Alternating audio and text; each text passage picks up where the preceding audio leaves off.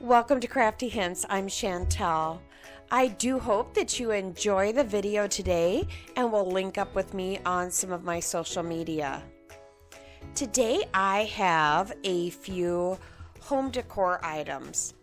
I have a friend that was recently married, and so I'm starting to just personalize a few items for her. I grabbed these tiles at one of the big box hardware stores. They were under 15 cents. I want to say they were like 12 cents each. So you could make a set of 6, etc., as many as you want that you think would fit your home. So I simply cut this out on my Cricut. And I like that transfer tape because it does have a grid so you can line it up for the middle. And then I use this ruler that I got at the Dollar Tree. It measures, in an L, so I can measure both the top and the side and get the perfect middle. So I just line them up and rubbed on the decal, and there we are. Now, this is permanent adhesive, and it should stay fine. If you are concerned, you could definitely spray a sealer over the top to just give it a little bit extra security. Then I put some little felt on the bottom to make sure it doesn't scratch the table. This was a pack that I did find at the Dollar Tree. You would want, if you're doing 4 or more, you would want to get at least 2 packs, as they do come in different sizes. So I just put that in each of the 4 corners, and then I was trying to decide how I'm going to give these to her. Do I want this crate, or do I want this little crate slat box? I am not positive yet. I might even just wrap it in a bow, but this is 4 of the tiles that I did do. All right, if you like that, I hope you're going to give me a thumbs up on this video.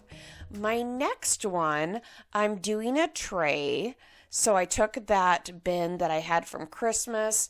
They usually have them at different times throughout the year. I like the little scalloped edge. So I took those out and spray painted them just to give them a nice base coat. And honestly, don't know what I was thinking. I'm going for a wood finish. So I'm not sure. I started off by putting just different shades of brown across it. I, of course, need a brown base coat. It was a crazy day. That's all I can tell you. There are no excuses. So I took some of my Waverly chalk paint. This is hazelnut. And I gave both of them a nice coat. Next, I took a little bit of burnt umber from Apple Barrel, and I just used my chip brush and went back and forth.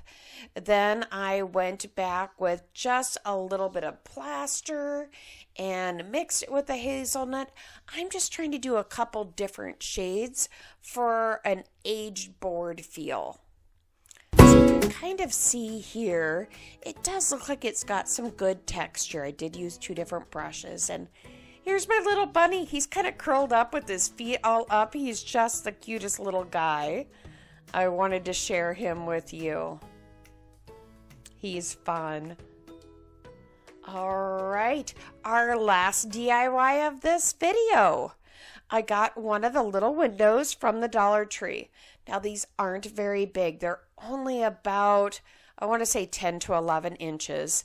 In the middle, when you take off that little cardboard piece, there is a little indent in the center, so I just put a little bit of spackle to kind of cover that up.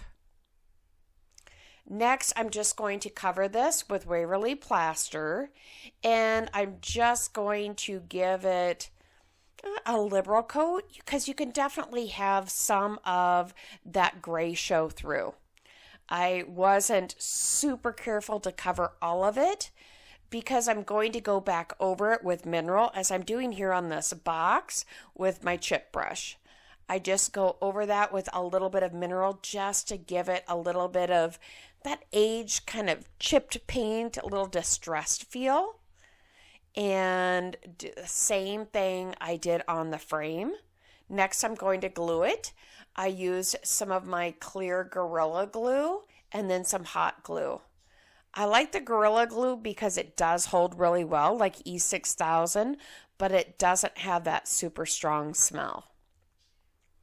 So a little bit of glue, and it really does hold it on there quite nicely.